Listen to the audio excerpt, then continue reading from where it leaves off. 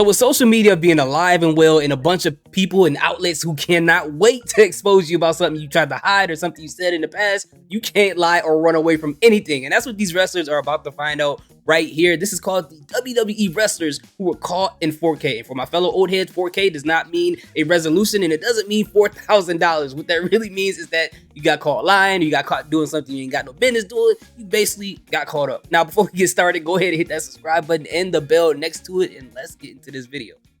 But due to wrestlers being public figures, they're often caught out in a lie. Sometimes a I wrestler remember may that. make a bold statement either in an interview or via social media, and this will later transpire to be completely fabricated. Ric Flair, This brings wow, on boy. great embarrassment for the wrestler, and they usually respond by going radio silent as they can't handle the criticism.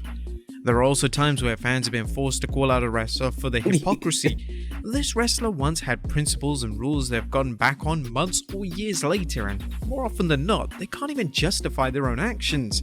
Join us now as WrestleMania looks at 10 WWE wrestlers who were caught in 4K. They got 3 of the 4 members of Evolution just in that first 10-50 second clip. Be sure to subscribe and hit that notification That's bell crazy. for daily wrestling videos, and follow us on Facebook for exclusive lists. Also check out WrestleMania.co.uk and our non-wrestling channel. Incredible! Number 10, Mr. Kennedy. Following the passing of Chris Benoit in 2007, several WWE stars past and present appeared on mainstream media. These appearances were designed to defend WWE's honor, as there was a ton of backlash centered on WWE, especially in relation to the use of steroids in pro wrestling. WWE star Mr. Kennedy would appear on Fox News following Benoit's passing, but this was an appearance which would completely expose him, as in the interview Kennedy would claim that he doesn't take steroids, and for the most part everyone believed him. However, just weeks later, Kennedy was named as a steroid recipient in the famous Signature Pharmacy scandal. Kennedy was simply a liar. It looked incredibly bad on WWE and didn't exactly present the company in a positive manner.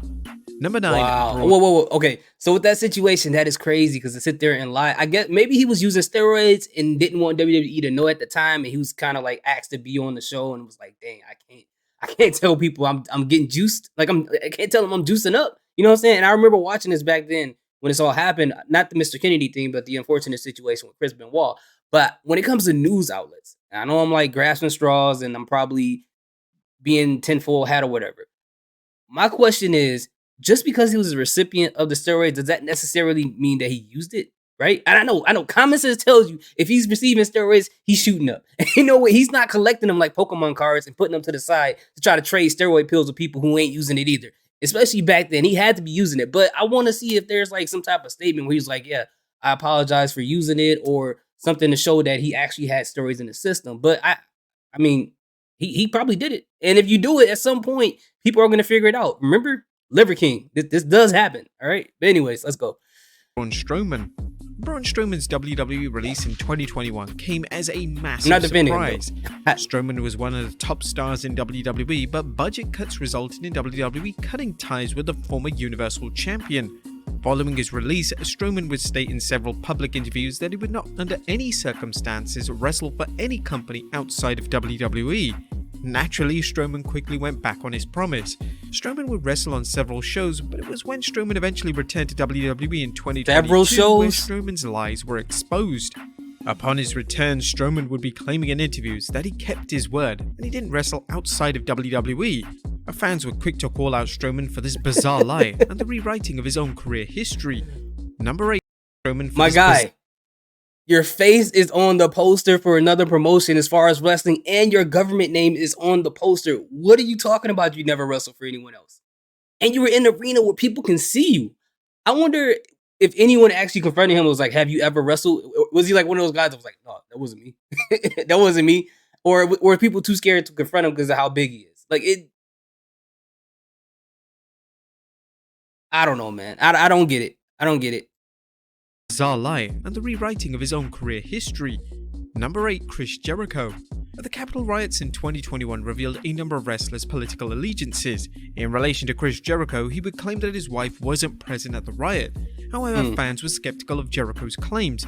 Jericho and his wife were known to be Trump supporters thanks to records showing Jericho making a substantial donation to Trump's presidential campaign. Jericho's claim would be disproven when his wife would update her Instagram photo to her being in attendance at the actual riot. Why would she put His that wife up? would be sporting pro-Trump merchandise and appeared to be having a great time at the infamous event. Social media didn't just call out Jericho for this, but they also made hilarious puns and memes, including one fan on social Break the media Capitol walls. "Break the Capitol walls down." That's a really good one. That's a good one right there. But why did she, if she knew that he told people that she wasn't there, why would she post it up? Like, did this not come up in the weekly Code Breaker family meeting that, hey, I said that you didn't do this, so don't put the photos up? Like, what happened? There was some miscommunication there that's not right. I mean, maybe some marriage counseling is preferred in that situation. Number 7, the Boogeyman. Now, the Boogeyman's WWE career didn't exactly get off to the best of starts. Before he was given the spooky worm-eating character, he was just trying to get a foot in the door in WWE. The What way did he he lie attempted to about? do this was by lying about his age. Back in 2004, during the tryouts for Tough Enough, the Boogeyman would claim that he was just 30 years old. But this was an outright lie, as Boogeyman in reality was 40 years of age. Once WWE officials found out about the lie, Boogeyman was cut immediately. I think I heard However, about this. the Boogeyman would get the last laugh when he was eventually offered a developmental deal in WWE. That's when the infamous character was born. WWE executive Bruce Pritchard would discuss the Boogeyman's He gotta be, man. Only like I don't know, maybe 40-year-olds probably try to eat worms and stuff like that. I never understood why you would even attempt to do that. This is what we used to do back in the day as kids. See, y'all don't know nothing about this. We used to go outside to eat worms and get scraped up and all that stuff. Not me. Not me. on an episode of his Something to Wrestle With podcast and stated, all I remember was Marty being a part of the big cattle call for talent. And when they got in, he said he was 30. He said, really, are you only 30 years old? And he stuck to it, man. And they had him go and they said, oh, where's your license? He said, well, I don't have it here. It's in my car. It's okay, great. We'll wait. Oh, that's not good. And everything shut down. And Marty's standing there and they said, yeah, we'll wait. He left the ring, ran to his car, got his license, came back and gave it to him. Like,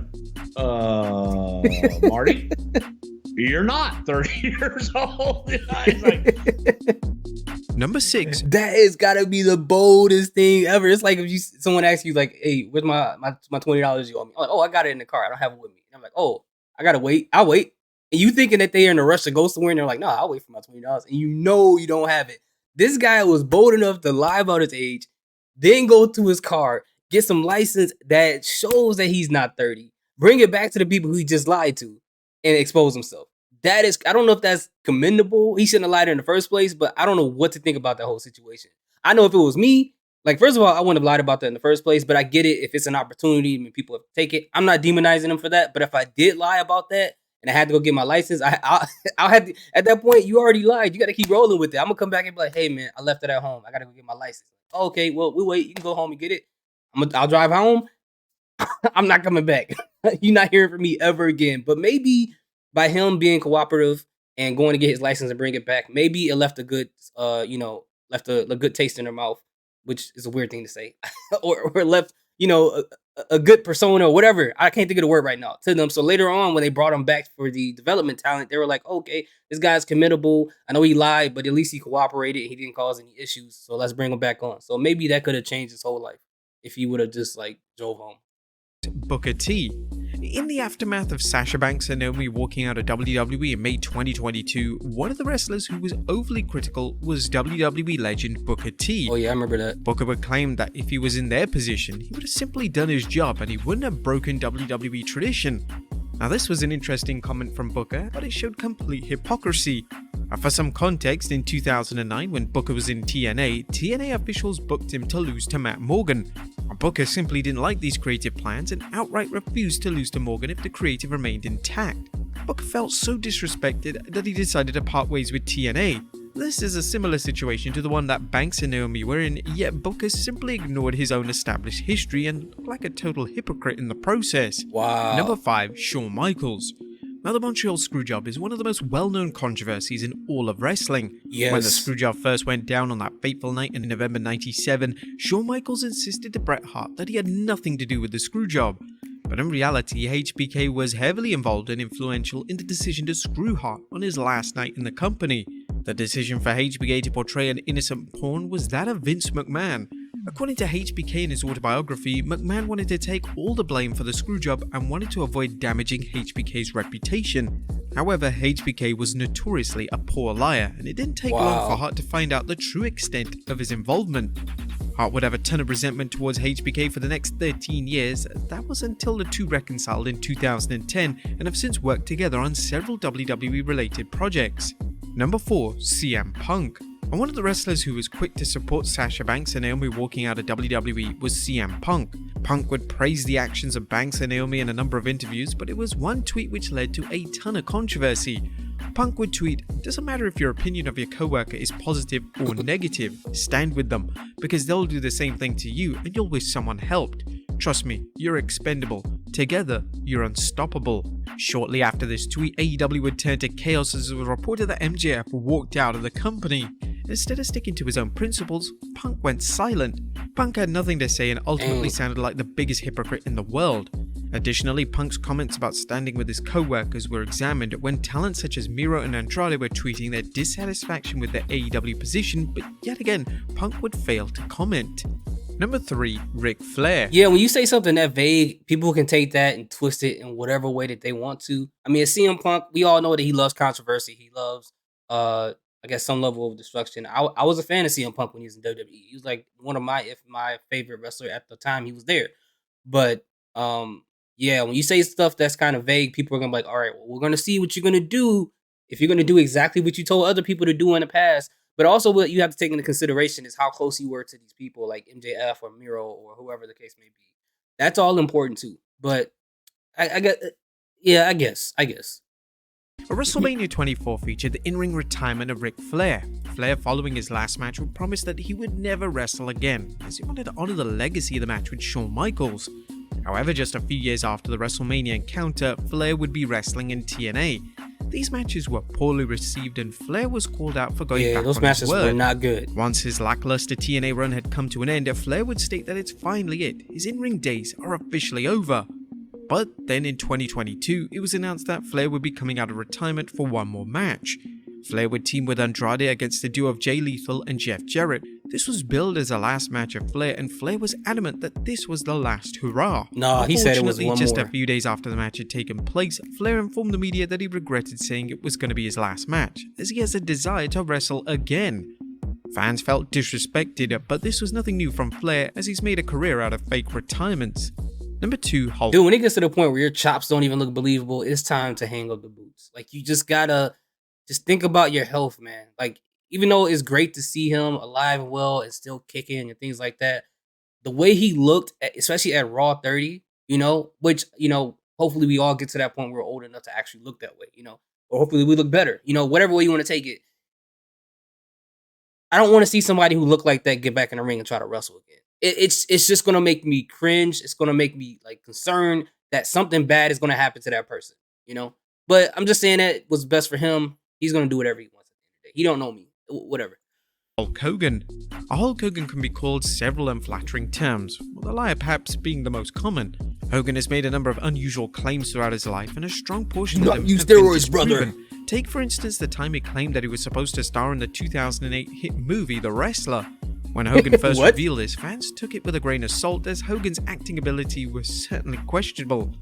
Embarrassingly, it was later revealed by the director of the movie, Darren Aronofsky, that Hogan was never even considered to be in the movie. And number 1... Thank God, because that movie was a fantastic movie. If Hulk Hogan was the star of that movie, or he said he was going to star in a movie some way or another, it would. I don't think it would have meshed well. And I still got beef with him on the acting side for ruining one of my favorite franchises of all time, Three Ninjas. When they came out with Three Ninjas, High Noon on Mega Mountain, that was the worst one. It was because of you, Hulk Hogan. It was because of you, brother.